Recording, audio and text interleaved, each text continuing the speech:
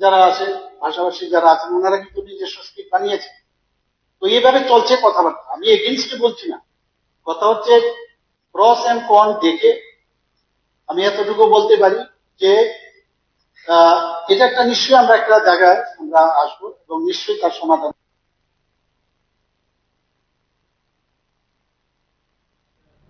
2024-25 সালে রেগায় জাতীয় গড় যেখানে 49 দিন, ত্রিপুরায় তা ছিল 59 দিন। শুক্রবার বিধানসভার বাজেট অধিবেশনে প্রাইভেট মেম্বার রেজলিউশনে আনা এক প্রশ্নের উত্তরে এই কথা জানিয়েছেন মুখ্যমন্ত্রী ডাক্তার মানিক সাহা। শ্রম দিবসের ক্ষেত্রে বর্তমানে 7ম স্থানে রয়েছে ত্রিপুরা বলে এদিন জানিয়েছেন মুখ্যমন্ত্রী ডাক্তার মানিক সাহা। বর্তমানে 242 টাকা মজুরি পাচ্ছেন রেগা শ্রমিকরা। এই ক্ষেত্রে উত্তর পূর্বাঞ্চলের অরুণাচল প্রদেশ এবং নাগাল্যান্ডের রেগার মজুরি 234 টাকা। ইচ্ছে করলে মজুরি বৃদ্ধি করতে পারে না রাজ্য সরকার, পারেন। মজুরি বৃদ্ধির বিষয়টি নিয়ে কথা হয়েছে কেন্দ্রের সঙ্গে বলেও জানিয়েছেন মুখ্যমন্ত্রী ডাক্তার মানিক সাহা।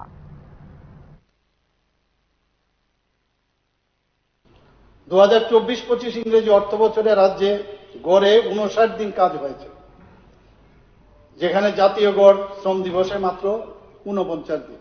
মানে সব জাতীয় গড় থেকে কিন্তু আমরা সবসময় উপরের দিকে আছি। দেশের মধ্যে গড় শ্রমিক দিবসের দিক দিয়ে রাজ্যের স্থান বর্তমানে 7ম পজিশনে আছে। আমি বলবো না প্রথম স্থানে, যেটা সত্যি আমার কাছে যে ডাটা আছে সেটাই বলবো। এমজিএন রেগা, যেখানে আমি একটু আগে বললাম, যখন 15 দিনের মধ্যে কিন্তু চাইতে হয়, না চাইলে তো দেওয়া যাবে না। তো সেই জায়গার মধ্যে এইভাবেই কিন্তু তার যে কাজ দেওয়ার যে সিস্টেম, সেই বিধান কিন্তু রয়েছে এখানে। বর্তমানে ত্রিপুরা রাজ্যে প্রতি শ্রম দিবসে সর্বোচ্চ 242 টাকা মজুরি প্রদান করা হয়।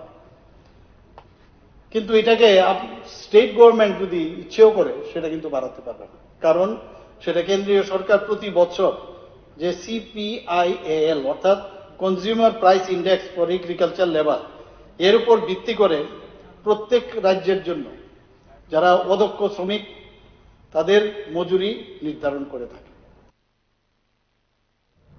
দিল্লি হাইকোর্টের বিচারপতি যশবন্ত ভার্মার বাড়ি থেকে উদ্ধার হল টাকার পাহাড়। তাঁর নামে এই রিপোর্ট প্রকাশের পরপরই এলাহাবাদে হাইকোর্টে বদলি করার সিদ্ধান্ত নিয়েছে সুপ্রিম কোর্টের কলেজিয়াম। আগুন নেভাতে গিয়ে দিল্লি হাইকোর্টের বিচারপতির বাড়ি থেকে উদ্ধার হলো বিপুল পরিমাণ হিসেব বহির্ভূত নগদ টাকা। খবর পেয়ে তড়িঘড়ি কলেজিয়ামের বৈঠক ডেকে দিল্লি হাইকোর্টের বিচারপতি যশবন্ত ভার্মাকে অবিলম্বে তাঁর পূর্বের আদালত অর্থাৎ এলাহাবাদ হাইকোর্টে ট্রান্সফার করার সিদ্ধান্ত ঘোষণা করেন প্রধান বিচারপতি সঞ্জীব খান্না। এদিকে এই ঘটনা ইতিমধ্যে বিচার ব্যবস্থার নিরপেক্ষতা নিয়ে উঠতে শুরু করেছে প্রশ্ন। সম্প্রতি জাস্টিস ভার্মার দিল্লি বাংলোয় অগ্নিকাণ্ডের ঘটনা ঘটে, তখন শহরে উপস্থিত ছিলেন না বিচারপতি। পরিবারের লোকেরা খবর দেয় দমকলকে। আগুন নিভতে একটি ঘর থেকে বেরিয়ে আসে বিপুল ক্যাশ টাকা। পুলিশের নিয়ম মোতাবেক রিকভারিতে উল্লেখ করা হয় সেই বিপুল পরিমাণের টাকা। এত পরিমাণ হিসেব বহির্ভূত টাকার হদিশ এক হাইকোর্টের বিচারপতির বাড়ি থেকে উদ্ধার হতে নড়ে চড়ে বসে সরকার। খবর যায় প্রধান বিচারপতির কাছে। যদিও এই সিদ্ধান্ত ঘিরে আইনজীবী মহলে শুরু হয়েছে চাপা গুঞ্জন। কত টাকা উদ্ধার হয়েছে তা অবিলম্বে প্রকাশ করার দাবি জানিয়ে এক স্যান্ডেলে পোস্ট করেছেন সিনিয়র আইনজীবী ইন্দিরা জয় সিং। অনেকেই মনে করছেন এ ধরনের গুরুতর অপরাধের ট্রান্সফারের সিদ্ধান্ত অত্যন্ত লঘু শাস্তি। সাধারণত এ ধরনের অভিযোগ উঠলে অভিযুক্ত বিচারপতিকে অবিলম্বে পদত্যাগ করতে বলা হয়। তিনি পদত্যাগ না করলে সংসদের মাধ্যমে তাকে শুরু করা হয় বহিষ্কারের প্রক্রিয়া। তার প্রথম পদক্ষেপ হিসেবে সংশ্লিষ্ট বিচারপতির বিরুদ্ধে অভ্যন্তরীণ তদন্তের নির্দেশ দেন প্রধান বিচারপতি। কিন্তু এই ক্ষেত্রে এমন কোনো সিদ্ধান্ত না নেওয়ায় স্বাভাবিকভাবে উঠছে প্রশ্ন। Bureau report, news now.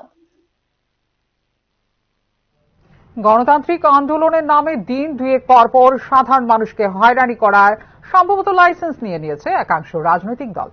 আলোচনার টেবিলকে বাদ দিয়ে সস্তার রাজনৈতিক উদ্দেশ্য চরিতার্থ করতেই কি এই ধরনের তথাকথিত আন্দোলনের নীল নকশা, তা নিয়ে কিন্তু প্রশ্ন তুলতে শুরু করেছেন শুভবুদ্ধি সম্পন্ন মানুষ। গণতান্ত্রিক রাষ্ট্রে গণতান্ত্রিকভাবে আন্দোলন করার প্রত্যেক নাগরিকের অধিকার আছে, কিন্তু সাধারণ মানুষকে দুর্ভোগে ফেলে আন্দোলন করার অধিকার গণতান্ত্রিক রাষ্ট্রে কাউকে দেওয়া হয়নি। জনজাতীয় অংশের ছাত্রছাত্রীদের মূল দাবি ককবরক ভাষাকে রোমান হরফের সুযোগ দেওয়া। এই দাবি নিয়ে দীর্ঘদিন ধরে তারা লড়াই করে চলেছে আঞ্চলিক দলগুলি এবং তাদের ছাত্র সংগঠন ও যুব সংগঠনগুলো। পূর্বতন সরকার এবং বর্তমান সরকার তাদের দাবিকে গুরুত্ব না দিয়ে এড়িয়ে চলেছে। গত 17 মার্চ ককবরক ভাষার পরীক্ষার পর টিএসএফ এর পক্ষ থেকে সম্প্রতি ত্রিপুরা মধ্যশিক্ষা পর্ষদে ডেপুটেশন প্রদান করেছে। এর মধ্যে শুক্রবার থেকে শুরু হয় ত্রিপুরা বিধানসভা অধিবেশন।